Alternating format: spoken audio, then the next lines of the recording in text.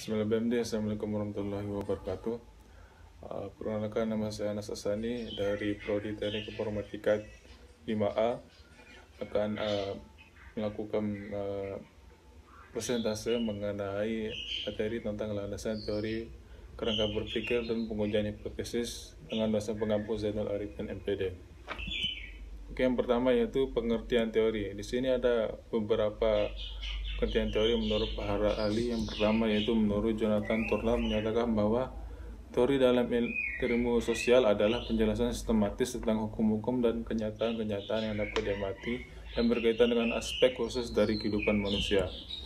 Kemudian yang kedua menurut Newman, teori adalah seperangkat konstruk, konsep, definisi, dan proposisi yang berfungsi untuk melihat fenomena secara sistematis melalui spesifikasi hubungan antar variabel sehingga dapat berguna untuk menjelaskan dan merambahkan fenomena. Kemudian yang ketiga itu menurut Jojo Suroto, Kinayati, dan NRA Sumaryati, teori adalah serangkaian asumsi, konsep, konstruk, dan proposisi untuk menerangkan suatu fenomena sosial secara sistematis dengan cara merumuskan hubungan antar konsep. Berdasarkan beberapa pengertian di atas, secara umum dapat ditarik kesimpulan bahwa teori adalah suatu konseptualitas antar asumsi, konstruk, dan proposisi untuk menerangkan suatu fenomena yang diperoleh melalui proses sistematis dan harus dapat diuji kebenarannya. Bila tidak, maka itu bukan teori. Kemudian selanjutnya itu tingkatan teori. Tingkatan teori dibagi menjadi tiga. Yang pertama yaitu teori mikro, yang dimana penjelasannya hanya terbatas pada peristiwa yang berskala kecil, baik dari sisi waktu, ruang, maupun jumlah. Konsepnya biasanya tidak terlalu abstrak seperti dalam sosiologi dikenal dengan teori patchwork. Irving Goffman yang mengkaji kegiatan ritual dua orang yang saling berhadapan atau bertatap muka. Kemudian yang kedua yaitu teori tingkat meso, yang dimana menghubungkan tingkat mikro dan makro atau untuk beroperasi pada tingkat menengah.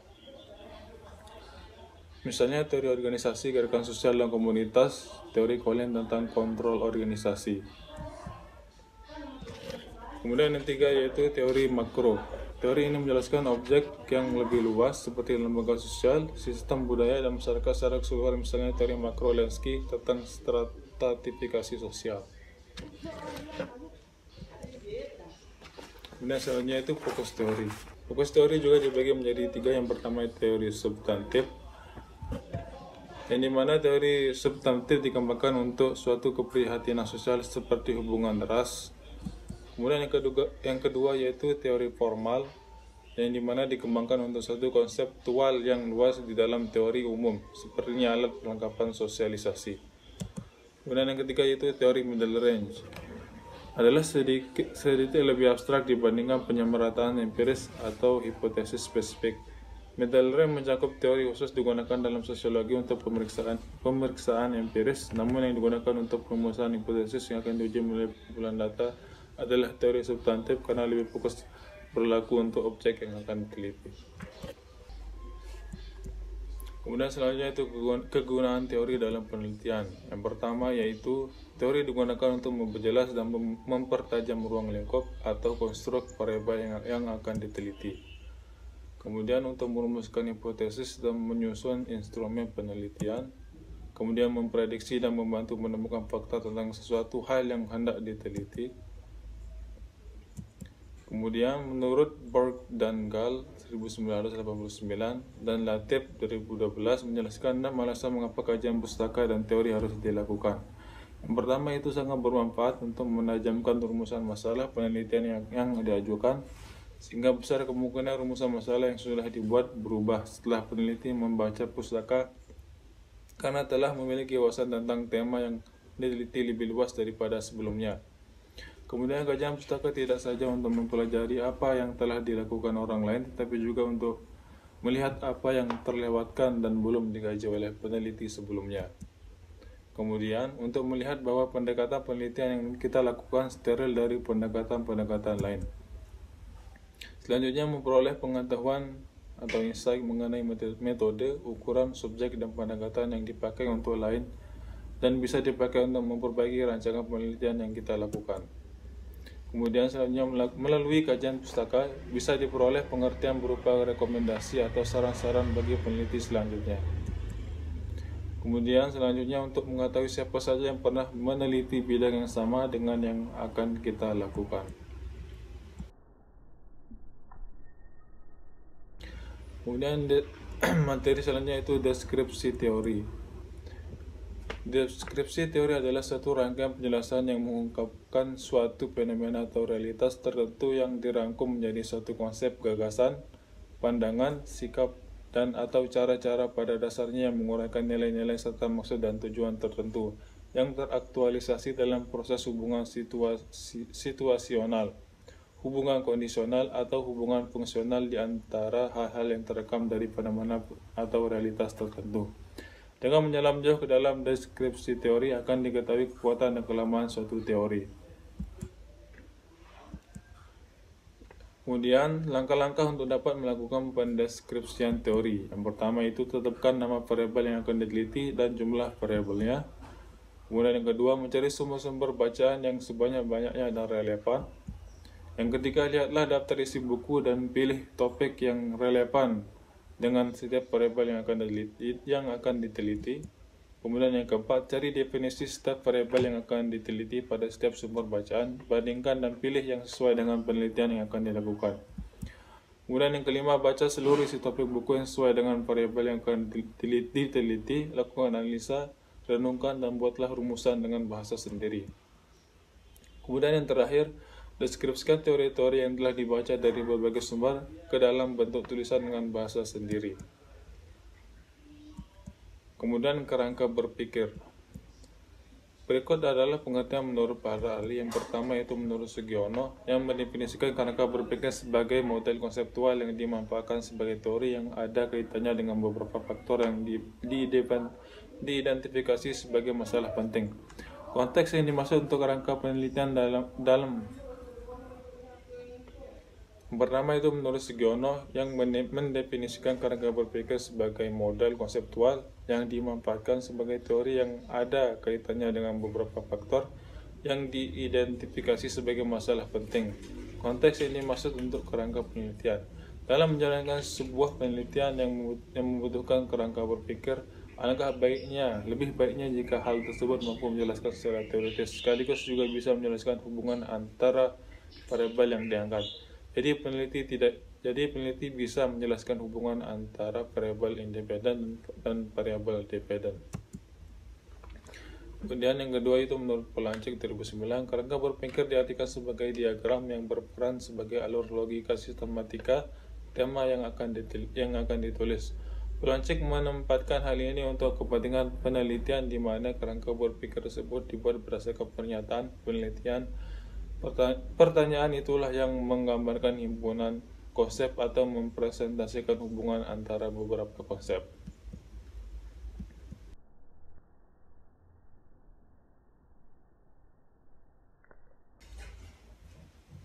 Selanjutnya yaitu langkah-langkah membuat kerangka berpikir. Yang pertama yaitu menetapkan variabel yang diteliti.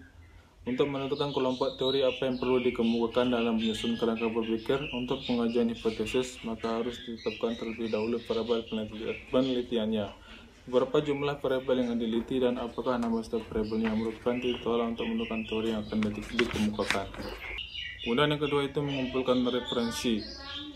Setelah variabel ditentukan, maka langkah berikutnya adalah membaca buku-buku dan hasil penelitian yang relevan. Buku-buku yang dibaca dapat berbentuk buku teknis, ensiklopedia, dan kamus. Hasil penelitian yang dapat dibaca adalah laporan penelitian, jurnal ilmiah, skripsi, tesis, dan disertasi. Kemudian yang ketiga itu mendeskripsikan penelitian. Dari buku dan hasil penelitian yang dibaca akan dapat dikemukakan teori-teori yang berkenaan dengan variabel yang diteliti. Seperti telah dikemukakan, deskripsi teori berisi tentang definisi terhadap masing-masing variabel yang diteliti. Kemudian selanjutnya itu pembahasan teori berdasarkan hasil penelitian. Dalam buku dan hasil penelitian yang dibaca akan dapat dikemukakan teori-teori yang berkenaan dengan variabel yang diteliti. Seperti telah dikemukakan, Deskripsi teori berisi tentang definisi terhadap masing-masing variabel yang diteliti, uraian rinci tentang ruang lingkup setiap variabel, dan kedudukan antara variabel satu dengan yang lain dalam konteks penelitian itu. Kemudian yang kelima, membuat kesimpulan. Melalui analisis kritis dan komparatif, terdapat teori dan hasil penelitian yang relevan. Kemudian yang keenam yaitu kerangka berpikir. Setelah sintesa atau kesimpulan sementara dapat dirumuskan, maka selanjutnya disusun kerangka berpikir. Kerangka berpikir yang dihasilkan dapat berupa kerangka berpikir yang asosiatif maupun komparatif. Kerangka berpikir asosiatif dapat menggunakan kalimat jika begini, maka akan begitu. Jika komitmen kerja tinggi, maka produktivitas lembaga akan tinggi pula. Atau jika pengawasan dilakukan dengan baik, maka kebocoran anggaran akan berkurang.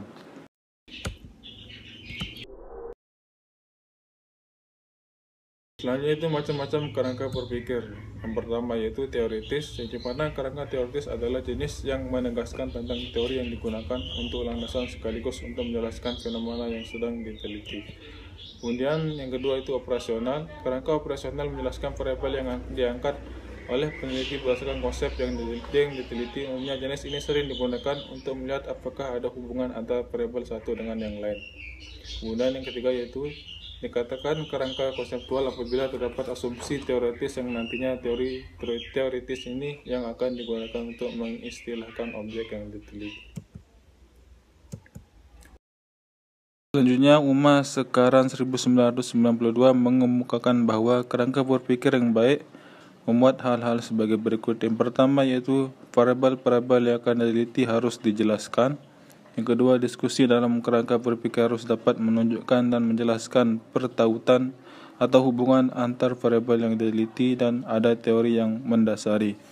Yang ketiga, diskusi juga harus dapat menunjukkan dan menjelaskan apakah hubungan antar variabel itu positif atau negatif, berbentuk simetris, kausal atau interaktif. Kemudian yang terakhir itu kerangka berpikir tersebut selanjutnya perlu dinyatakan dalam bentuk diagram, sehingga pihak lain dapat memahami kerangka berpikir yang dikemukakan dalam penelitian. Selanjutnya, manfaat kerangka berpikir. Yang pertama yaitu membantu peneliti untuk menambahkan penelitian dalam konteks yang lebih luas. Selain itu, hal ini juga membantu peneliti dalam menguji rumusan masalah. Yang kedua yaitu memudahkan peneliti menemukan konsep. Tentu saja konsep yang dimaksud adalah konsep yang digunakan untuk masalah penelitian yang akan dilaksanakan di lapangan.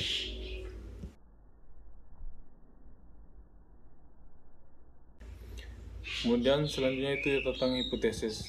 Hipotesis merupakan jawaban sementara terhadap rumusan masalah penelitian. Oleh karena itu, rumusan masalah penelitian biasanya disusun dalam bentuk kalimat pertanyaan.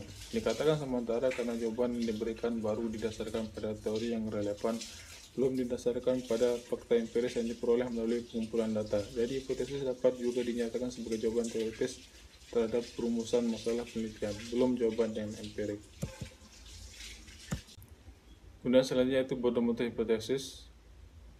Pertama yaitu hipotesis deskriptif, merupakan jawaban sementara terhadap masalah deskriptif, yaitu yang berkenaan dengan variabel mandiri, baik satu variabel atau lebih. Kemudian yang kedua hipotesis komparatif, merupakan jawaban sementara terhadap rumusan masalah komparatif. Pada rumusan ini variabelnya sama, tetapi populasi atau sampelnya berbeda, atau keadaannya terjadi pada waktu berbeda. Dan yang ketiga merupakan jawaban sementara terhadap rumusan masalah asosiatif, yaitu yang menanyakan hubungan antara dua variabel atau lebih.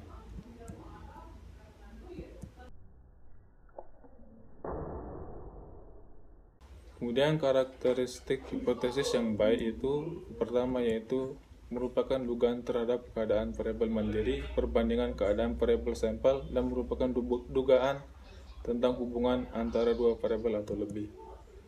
Yang kedua, dinyatakan dalam kalimat yang jelas sehingga tidak menimbulkan berbagai penafsiran. Yang ketiga, dapat diuji dengan data yang dikumpulkan dengan metode ilmiah. Sekian video pembelajaran saya. Assalamualaikum warahmatullahi wabarakatuh.